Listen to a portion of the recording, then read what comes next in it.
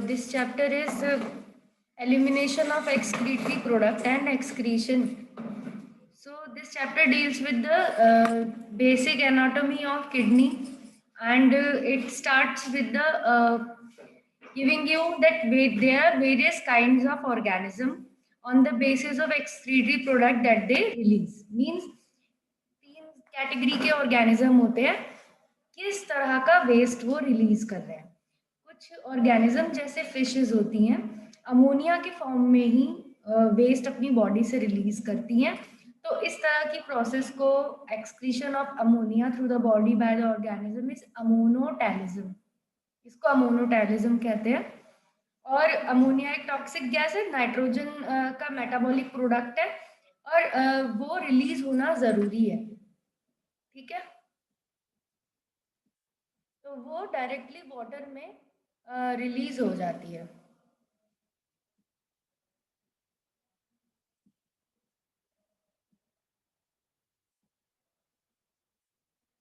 अब शो हो रही है स्क्रीन.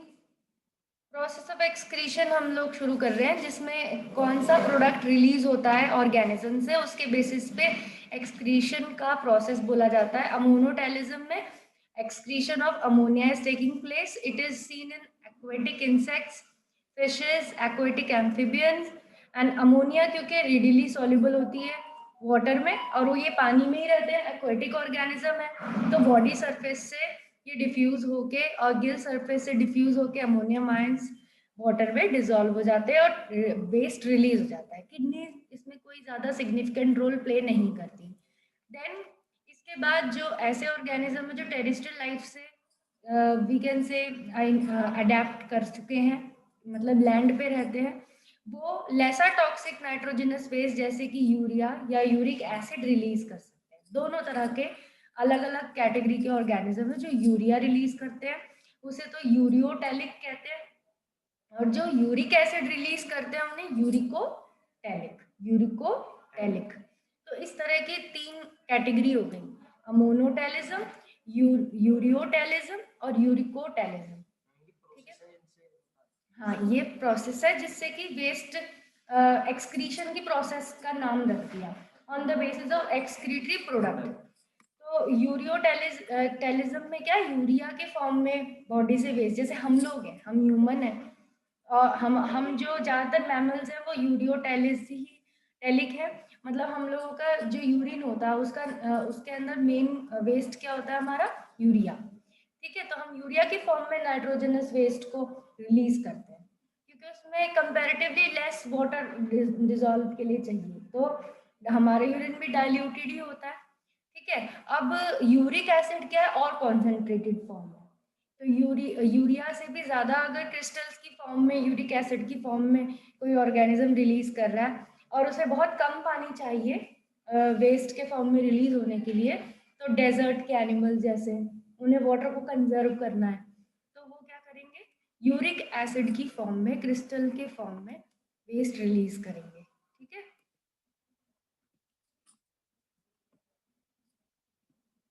Now excretory organ. अलग अलग ऑर्गेनिज्म के पास अलग अलग तरीके के एक्सक्रीटरी ऑर्गन होते हैं जो उसके बॉडी इवोल्यूशन से रिलेटेड है. मतलब कम developed organism, less developed organism, जैसे फ्लैटवर्म्स की बात करें. ठीक है, तो फ्लैटवर्म्स में प्लेनेरिया है एग्जाम्पल, और कुछ एक्वेटिक इंसेक्ट जैसे रोटिफर्स, एनिलिड्स. तो इनमें कौन से स्ट्रक्चर है, फ्लैटवर्म में तो फ्लेम सेल्स होते हैं एक्सक्रीटरी ऑर्गन. प्रोटोनेफ्रीडिया आपके मिलते हैं रोटिफर्स और एनिलिड्स में, एंड सेफेलोकॉर्डेट, एम्फिऑक्सिस नाम की सेफेलोकॉर्डेट जो है उसमें भी प्रोटोनेफ्रीडिया, फ्लेम सेल्स की तरह के ऑर्गन्स रहते हैं जो एक्सक्रीटरी स्ट्रक्चर्स हैं. Nephridia, nephridia rotifers aquatic insect होता है, जैसे बोल सकते हैं एक्वेटिक फ्लाई की तरह टाइप में. आर्थ्रोपोड ही है पर एक्वेटिक आर्थ्रोपोड है. Nephridia are the tubular excretory structure of earthworms and other annelids. Nephridia, हमने जो अर्थवर्म की एनाटॉमी पढ़ी थी उसमें हमने देखा था इंटेग्यूमेंट्री नेफ्रीडिया थे, सेप्टल नेफ्रीडिया थे, फेरिंजियल नेफ्रीडिया थे, तीन सेगमेंटल नेफ्रीडिया थे. तो तीन चार तरीके के अर्थफॉर्म के जब हमने एक्सक्रीटरी सिस्टम पढ़ा था उसमें 3-4 कैटेगरी के तो नेफ्रीडिया ही थे अर्थफॉर्म में। किस तरीके से वो ब्लड में से जो भी टॉक्सिक वेस्ट है उसको क्या करते हैं, रिलीज करते हैं, लेक्स टॉक्सिक बनाकर वो एनवायरनमेंट में रिलीज करते हैं। देखो यहाँ दिखा रखा है, नेफ्रोस्टोम, यूरिन, मेटानेफ्रीडिया, कैपिलरी, ब्लैडर, ये दिखा रखा है। ये वाला अर्थवॉर्म का है और ये वाला फ्लैटवॉर्म का है। फ्लेम सेल्स दिखा रखे हैं। तो फ्लेम सेल्स का इनका बल्ब जैसा वो होता है शेप, और तो इस वजह से फ्लेम सेल्स भी इनको बोलते हैं। ग्रीनिश कलर के ये होते हैं, ग्रीनिश येलोइश कलर के। Then nephridiopore, muscular tube, coil tube, ये नेफ्रीडियोपोर ये सेगमेंटल नेफ्रीडिया का internal we can say section है कि बाहर की तरफ सेगमेंट पे तो इसका क्या है, नेफ्रीडियोपोर है, और अंदर क्या है, ये हाईली कॉइल्ड ट्यूब की तरह है, और यहाँ पे भी एक नेफ्रीडिया का पोर है। तो इस तरीके से हर सेगमेंट में अर्थवर्म में ट्यूबुलर ये क्या कर रही है, सरफेस एरिया ही बढ़ा रही है, और जो सिलोमिक फ्लूइड है उसके अंदर अर्थवर्म में उसके अंदर से जो भी नाइट्रोजनस वेस्ट है उसको अपने अंदर एब्जॉर्ब करके डायरेक्टली बॉडी के बाहर भी रिलीज कर देते हैं। देन एलिमोन प्रॉन एक्सक्रीटरी सिस्टम, यानी कि प्रॉन का एक्सक्रीटरी सिस्टम एक तरह से आपको यहाँ पर दिखाई दे रहा है इस स्लाइड में। थोड़ा सा और जैसे जैसे ऑर्गेनिज्म कॉम्प्लेक्स होता जाएगा उसका एक्सक्रीटरी सिस्टम की जो होती कॉम्प्लेक्सिटी वो बढ़ती जाएगी। तो एंटीनास के अंदर भी इसके आपको एक्सक्रीटरी स्ट्रक्चर्स दिख रहे हैं। अब ये हमारा है किडनी एक्सक्रीटरी सिस्टम, हमारा पेयर ऑफ किडनी, ये तो 10th में ही पढ़ा है, एंड यूरेटर, यूरिनरी ब्लैडर और यूरेथ्रा, और इसके अंदर जो ब्लड वेसल्स पोर कर रहे हैं, ब्लू वाली दिखाई है रीनल वेन और रेड वाली रीनल आर्टरी। ठीक है, renal is related to kidney, renal word जहाँ भी आता है किडनी से रिलेटेड है, और एड्रिनल ग्लैंड है, किडनी के ऊपर जो पेयर ऑफ ग्लैंड मिलते हैं वो एड्रिनल ग्लैंड ही होता है, और क्या होता है, सुप्रा रीनल ग्लैंड भी बोल सकते हैं, क्योंकि पोजीशन के रिस्पेक्ट में, मतलब above the kidney, supra means above the kidney. तो इंफीरियर वेना कावा, और ये किडनी का भी इंटरनल स्ट्रक्चर एक क्रॉस सेक्शन लेके बता रखा है कि किडनी में बाहर वाली जो देखो लाइट पिंक जो बाहर का जोन है वो तो कॉर्टेक्स कहलाएगा। देन डार्कर जोन जो दिखा रखा है वो क्या है, मेडुला, और डार्कर जोन के जस्ट ये सारे डार्कर जोन जहाँ पोर कर रहे हैं फनल जैसा स्ट्रक्चर है, जो सारे डार्कर जोन या पिरामिड ट्रायंगुलर दिख रहा है आपको, ट्रायंगुलर 1 2 3 4 5 6 7 सारे ट्रायंगल किसमें, मेडुला में आ गए। ठीक है, सॉरी पेल्विस में, मेडुला नहीं पेल्विस में आ गए। ये सब मेडुलरी पिरामिड्स कहलाते हैं। ये जो डार्कर मेडुला जो है वो मेडुलरी पिरामिड्स में डिवाइडेड होता है, और सारे पिरामिड्स कहाँ, पेल्विस में पोर करते हैं। पेल्विस एक कह सकते हैं फनल शेप स्ट्रक्चर है, सबसे जो यूरिन लेगा और फिर यूरेटर में पोर कर देगा।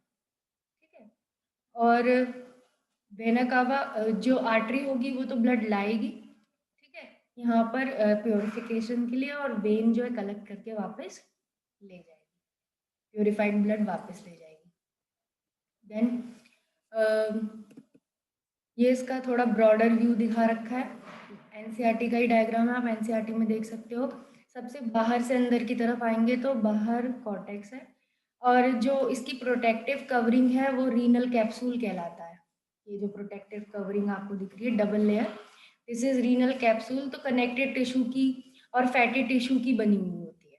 ठीक है, इसमें एडिपोज टिश्यू और कनेक्टिव टिश्यू से होते हैं, टाइट पैकिंग देता है एक किडनी को।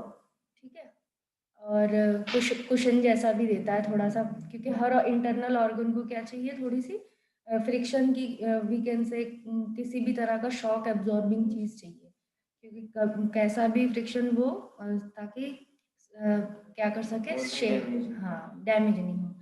देन कॉर्टेक्स रीजन आ जाता है किडनी का, यानी आउटर रीजन। ठीक है, इंटरनल में आउटर रीजन जो है वो कॉर्टेक्स कहलाएगा, किसी भी ऑर्गन का, किसी भी ऑर्गन का जब हम सेक्शन लेते हैं तो बाहर का रीजन कॉर्टेक्स ही होता है और अंदर का रीजन हमेशा मेडुला बोला जाता है। तो कॉर्टेक्स इसका भी होगा, renal cortex, renal medulla. Renal नाम से किडनी की बात हो रही है। ये जो रीनल मेडुला होता है वो मेडुलरी पिरामिड्स में डिवाइडेड होता है, ठीक है। 7 to 8 मेडुलरी पिरामिड नॉर्मली होते हैं किडनी में। देन जो मेडुलरी पिरामिड का जो कोनिकल पोर्शन है वो ये ब्राउनिश कलर के केलिक्स, CALYX, केलिक्स नाम की ट्यूबुलर रीजन से जॉइंट रहता है, ठीक है।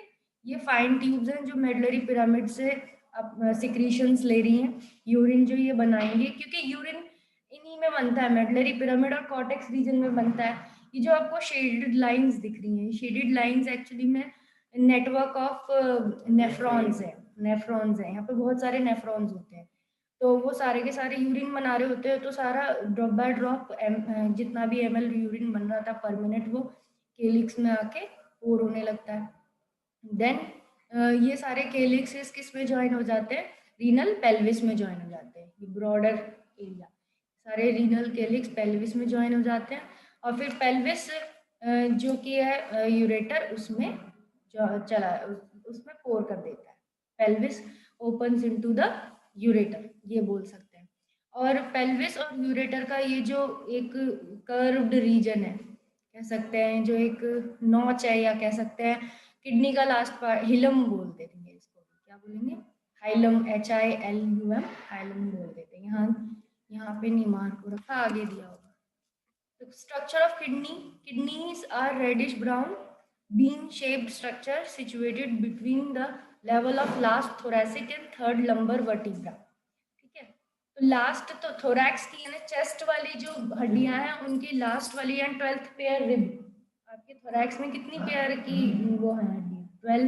तो 12th की यानी लास्ट पेयर जो रिब है, और जो थर्ड लंबर वर्टिब्री है, लंबर मतलब इतनी ही आपकी थोरैसिक वर्टिब्री भी है, 12 रिब्स हैं आगे जो जुड़ी हैं, उतनी ही पीछे भी वो उससे जुड़ रही हैं। तो उसके बाद जो तीसरी वर्टिब्रल लंबर वर्टिब्री मतलब थोरैक्स के वर्टिब्री के बाद जो रीजन आता है लोअर बैक का, वो क्या होता है, लंबर रीजन कहलाता है। जब हम स्केलेटल सिस्टम पढ़ेंगे उसमें हमें पता चलेगा। तो उसमें से तीसरी जो है लंबर, 7 होती है लंबर, उनमें से जो थर्ड है वो उस रीजन पे, मतलब लोकेशन बताइए, किडनी उस रीजन पे मिलती है और पीछे की तरफ ही होती है किडनी, ठीक है।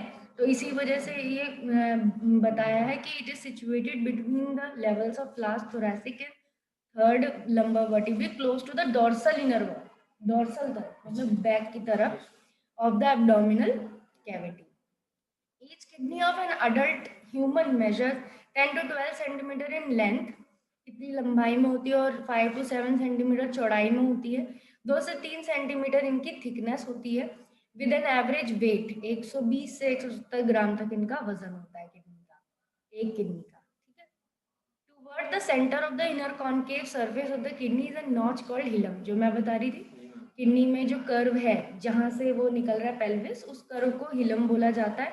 उस कर्व से 3 चीजें अंदर आती हैं, यूरेटर, या फिर बोल सकते हैं बाहर जाती हैं, यूरेटर, ब्लड वेसल्स भी उसी रीजन से आ रहे हैं या जा रहे हैं, और नर्व्स भी, किडनी में नर्व्स का जो सप्लाई होगा वो भी उसी हिलम से आता जाता है। Inner to the hilum is a broad funnel shaped space called renal pelvis. Hilum के जस्ट अंदर जो फनल शेप बड़ा सा चौड़ा स्पेस है उसे रीनल पेल्विस कहा गया है। विद प्रोजेक्शन, जिसकी प्रोजेक्शन यानी जिसकी फाइन ट्यूब्स क्या है, केलिसिस। केलिसिस क्या है, प्लूरल है केलिक्स का, केलिक्स एक वाले को बोलेंगे और केलिसिस प्लूरल को बोलेंगे। आउटर लेयर ऑफ किडनी स्टफ कैप्सूल, आउटर लेयर किडनी का क्या है, रीनल कैप्सूल, टफ रहता है। Inside the kidney there are 2 zones, outer cortex and inner medulla, 2 zone में बटी है कॉर्टेक्स और मेडुला। अब ये क्या हो गया, नेफ्रॉन का स्ट्रक्चर है। नेफ्रॉन का स्ट्रक्चर स्टार्टिंग में कप शेप स्ट्रक्चर है जिसे बोमन कैप्सूल कहा गया, येलो कलर का, और उसके अंदर जो नेटवर्क ऑफ कैपिलरीज है ग्लोमेरुलस। ग्लोमेरुलस बनी कैसे है, जो आती हुई आर्टीरियोल है उसे एफरेंट आर्टीरियोल बोला है, फिर वो फाइन कैपिलरी नेटवर्क में गुच्छे में बदल जाती है ग्लोमेरुलस में, और फिर जो यहाँ से जा रही है ब्लड लेकर वो इफरेंट आर्टीरियोल कहलाती है। फिर वो यही नहीं रुकती, यहाँ पे फिर दोबारा ब्रांचेस हो जाती हैं पूरी लूप ऑफ हेनले में चारों तरफ वो घिरी रहती है। इसको, इस येलो पोर्शन को तो आगे के ट्यूब के, बोमन कैप्सूल के आगे के ट्यूब के पोर्शन को पहले, फर्स्ट पार्ट को तो पीसीटी कहते हैं, प्रॉक्सिमल कॉन्वोलेटेड ट्यूब, जो यहीं से आ रहा है, बोमन कैप्सूल से जस्ट आ रहा है। तो ये भी थोड़ा सा फोल्डेड होता है, इसीलिए कॉन्वोल्यूटेड बायो में जहाँ पे भी कॉन्वोल्यूटेड डाला जाता है मतलब उसका मीन्स है coiled.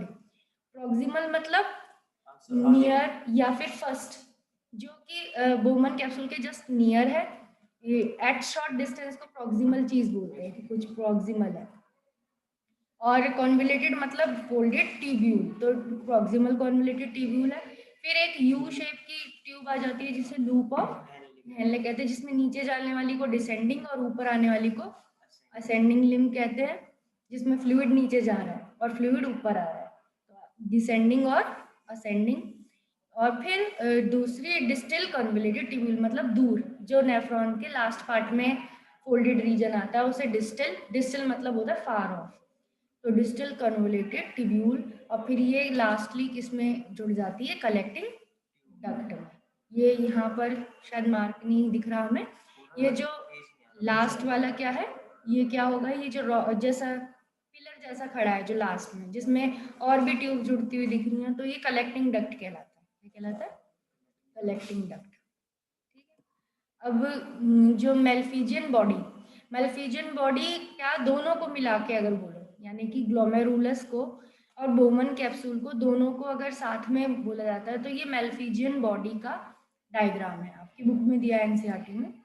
Combined thing is called as malpighian body. Malpighian tubules, आपने कॉकरोच में भी एक क्वेश्चन दिया था मैंने, वेयर आर दे लोकेटेड।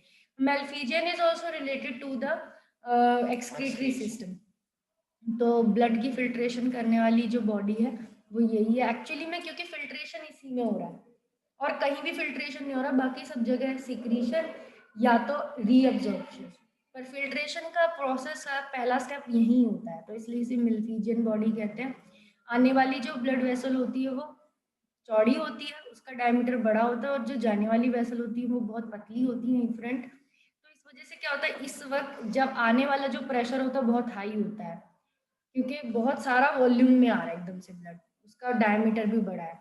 फिर जब वो फाइन कैपिलरीज में बट रहा है तो क्या हो रहा है, इस एकदम से प्रेशर मतलब वो हो रहा है, चेंज हो रहा है इसके अंदर ही, ब्लड वेसल्स के अंदर ही, तो उसकी स्पीड एकदम से कम होगी, एकदम हाई प्रेशर से वो कम प्रेशर में आएगा तो क्या होगा, लीक हो जाएगा। तो कुछ कुछ लिक्विड क्या होता है इनकी वॉल से और बोमन कैप्सूल की वॉल से इतना फोर्स में होता है कि वो लीक होके किस में आ जाता है, ट्यूब्यूल के अंदर। तो इसी को ही ग्लोमेरुलर फिल्ट्रेशन कहते हैं। इसमें कैपिलरी की वॉल्स, बोमन कैप्सूल की वॉल्स दोनों एज अ फिल्टर काम करती हैं, दोनों एज अ अल्ट्रा फिल्टर की तरह काम करती हैं, बहुत फाइन। तो ये चीज़ें सिर्फ बड़े प्रोटीन्स को रोक देती हैं, ठीक है, ब्लड सेल्स को रोक देती है, कोई भी ब्लड सेल्स नहीं जा सकते। और जो स्मॉलर माइक्रो मॉलिक्यूल्स होते हैं वो सभी उस फिल्ट्रेट में आ जाता है, वाटर आ जाते हैं, अमाइनो एसिड्स आ जाते हैं, और सॉल्ट्स आ जाते हैं तरह तरह के, क्लोराइड आयंस, सोडियम आयंस, और बहुत सारे नाइट्रोजनस वेस्ट भी बाहर, ग्लूकोज भी बाहर आ जाता है, ब्लड में जो भी ग्लूकोज होता है वो भी फिल्ट्रेट में आ जाता है। तो यूजफुल चीज़ें भी फिल्ट्रेट में आ जाती हैं और हार्मफुल चीज़ें भी फिल्ट्रेट में आ जाती हैं। तो इसी वजह से उनका जो अच्छी अच्छी चीज़ें हैं उनका क्या होता है, रीअब्जॉर्प्शन होता है सेकेंड स्टेप में। तो टाइप्स ऑफ नेफ्रॉन यहाँ पे जानना ज़रूरी है कि दो तरीके के नेफ्रॉन होते हैं किडनी में।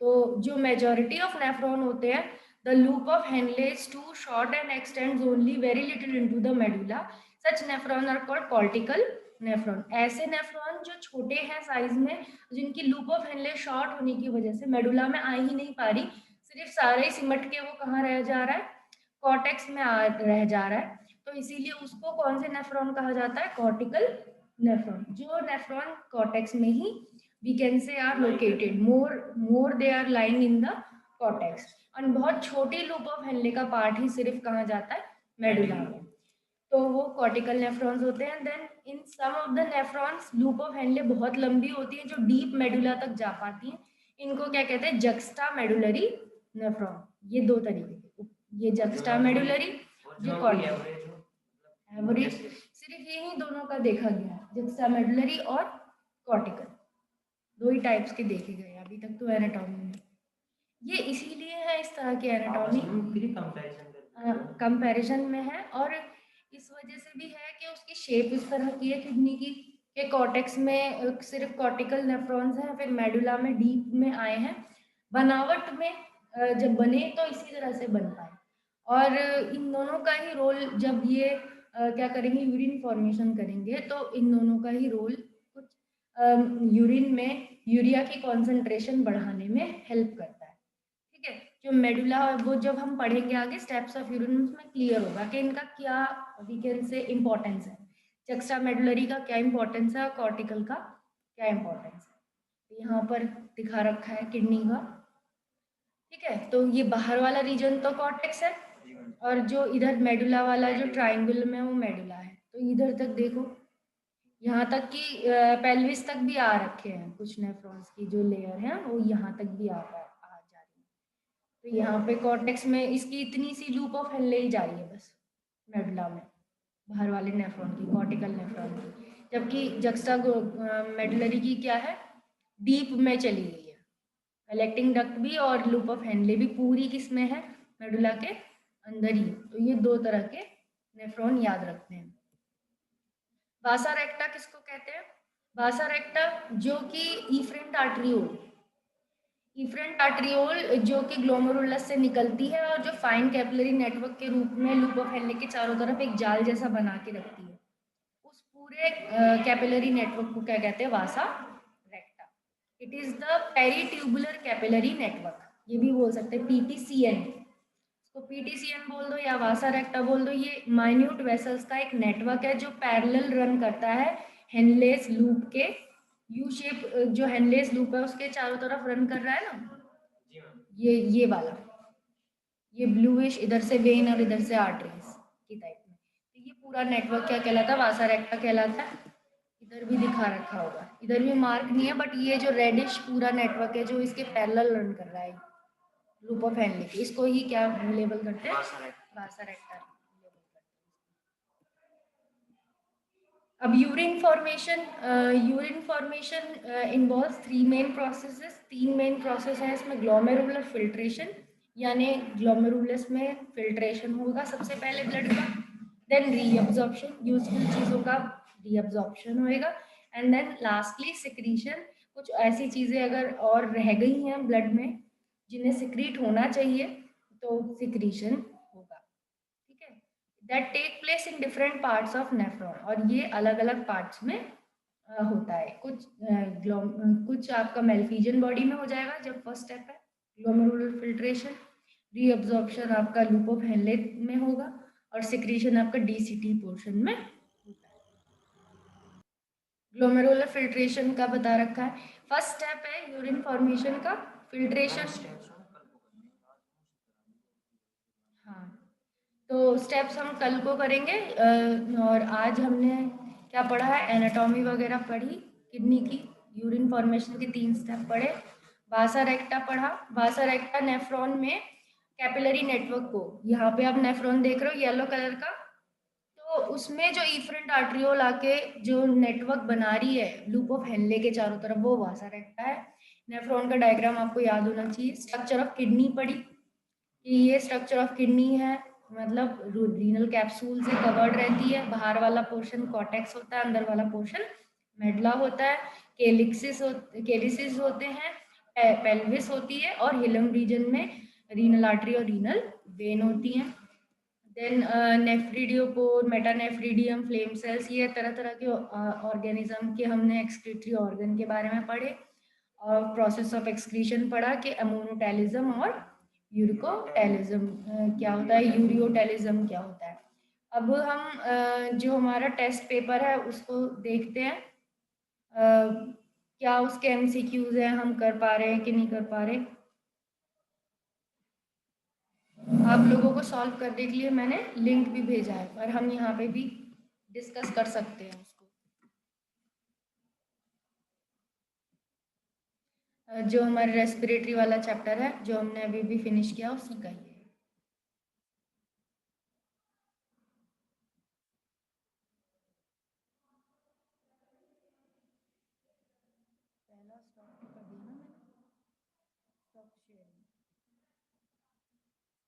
Now this is your test. Try to give the answers. Tracheal tube, यहाँ पे स्टूडेंट को नाम देना पड़ेगा, कॉन्टैक्ट नंबर देना पड़ेगा। क्या नाम है? तुम्हारा ही दे दे। Contact number 8923307517।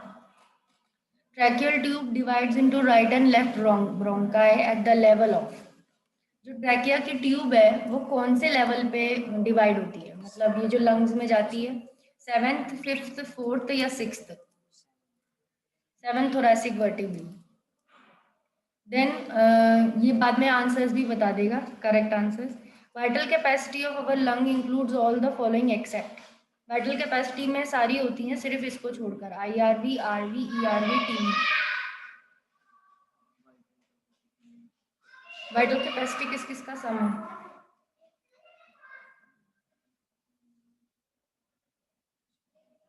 Inspiratory reserve volume, residual volume, expiratory reserve volume, tidal volume. Vital capacity में क्या नहीं काउंट किया जाएगा?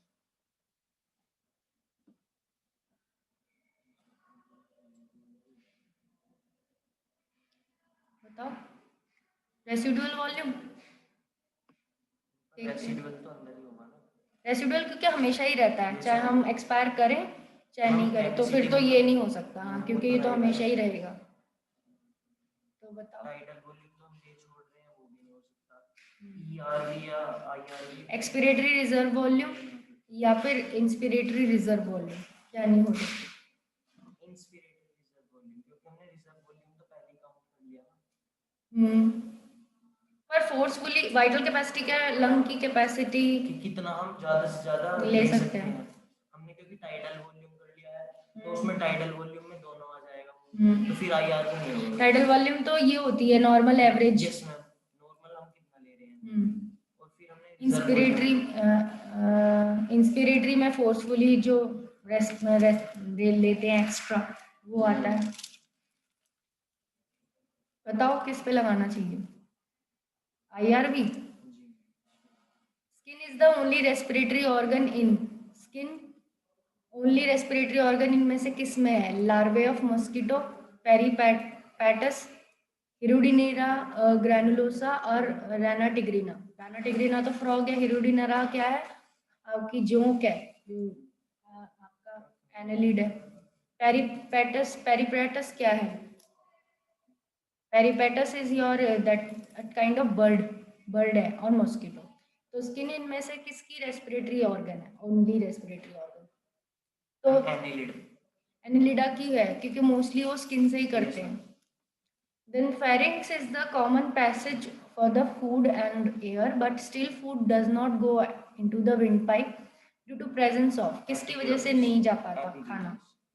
एपिग्लोटिस उसे कवर कर लेता है, जैसे ही हम खाना हम निगलते हैं, स्वेलो करते हैं, तो एपिग्लोटिस क्या विंड पाइप को कवर कर लेता है। The value of TB is about 500 ml for an average adult human male, but only some part of it enters the lungs alveoli and rest of it fills respiratory passage. What should be the distribution ratio for alveolar volume to respiratory passage volume? ये 500 में से क्या ratio में बढ़ती होगी? कि इन्होंने बोला है कि ज़्यादातर तो क्या नहीं, कुछ पार्टी सिर्फ अल्वेओलाई तक जाती है, बाकी सारी ज़्यादातर क्या है, रेस्पिरेटरी पैसेज में रहती है। तो एल्वियोलर से उसकी बतानी है, the exposure of carbon monoxide to animal, exposure carbon monoxide को एनिमल्स ज़्यादा अगर हम ऑक्सीजन तो क्या होगा इसमें से? Increase carbon dioxide transport, reduce oxygen transport, destroy haemoglobin, ज़्यादातर टाइट बाइंड हो जाती है, तो फिर वो ऑक्सीजन को ट्रांसपोर्ट नहीं कर पाएगा। Ram suffers puncture in the chest cavity without any damage to the lungs in an accident, lungs को कोई डैमेज नहीं हुआ, बट उसका एक चेस्ट में पंचर हो गया, कुछ गड़ गया उसके सीने में, तो इट रिजल्ट इन क्या होगा फिर? Reduction in breathing rate, rapid increase in breathing rate, cessation of breathing, no effect in breathing. क्या होगा फिर अगर उसका पंचर जो हो गया? अंदर रेसिडुअल वॉल्यूम रहता था वो कम हो होने जाएगा। लगेगा। तो ये हो जाएगा, इंक्रीज हो जाएगा उसके ब्रीथिंग रेट में। अच्छा, ब्रीदिंग रेट अब जल्दी जल्दी होने लगेगी। जी मैम, क्योंकि वो अंदर की वो तो कम हो जाएगी तो फिर उसको और सांस लेनी पड़ेगी कवर करने के लिए। Which one of the following is wrong statement with respect to function of respiratory system? इनमें से कौन सी चीज नहीं करता रेस्पिरेटरी सिस्टम?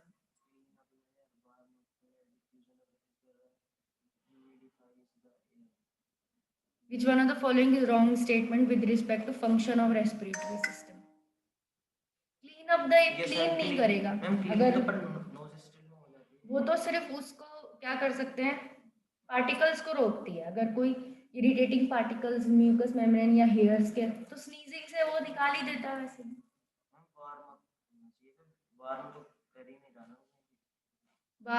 अप फिर भी वो नॉर्मल बॉडी टेम्परेचर तक लाता है।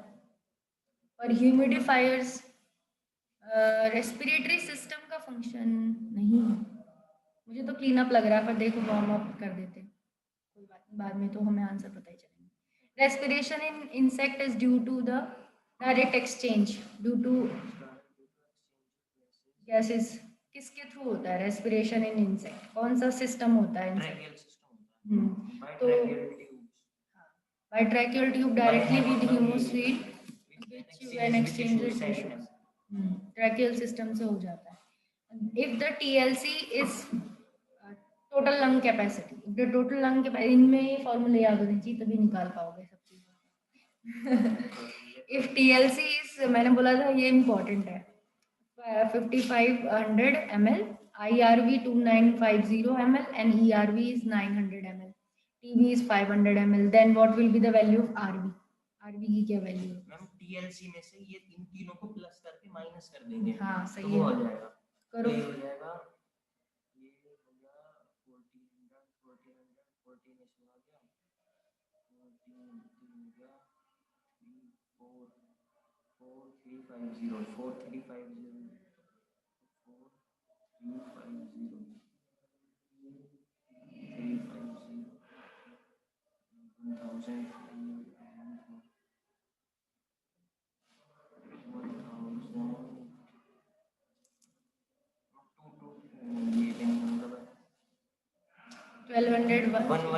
1200 1150 ml, 100 ये 1100 या 1150? 1150।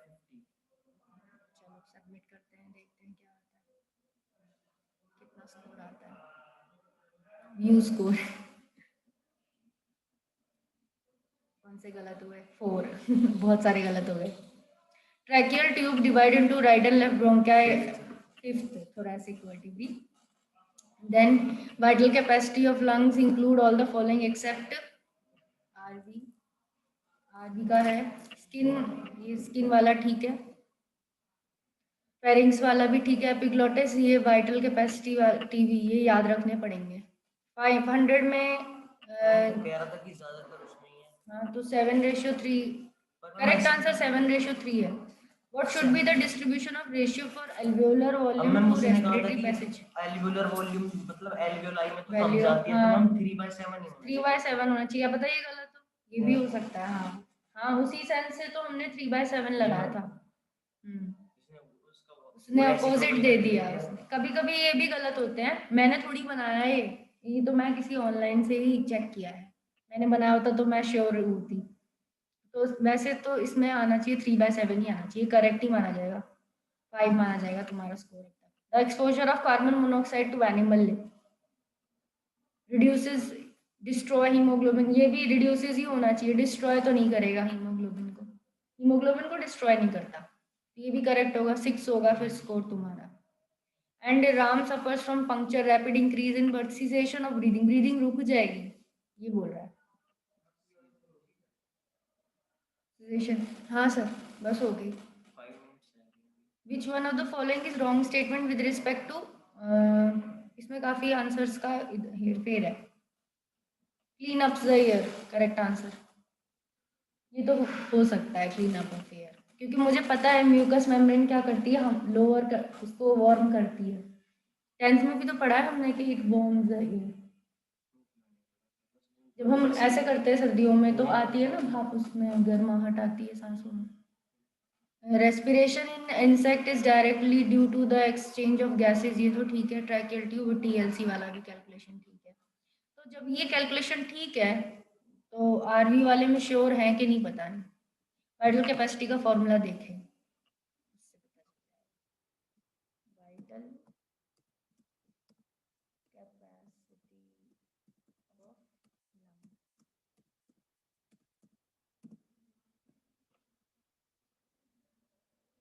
vital capacity is the maximum air person can expel from the lung after maximum inhalation. It is equal to the sum of inspiratory reserve volume, tidal volume and expiratory RV and TV इनका plus RV नहीं होता ऐसा, ठीक है, ये याद रखना है। बाकी तो सही है, ठीक है। तो क्लास ROE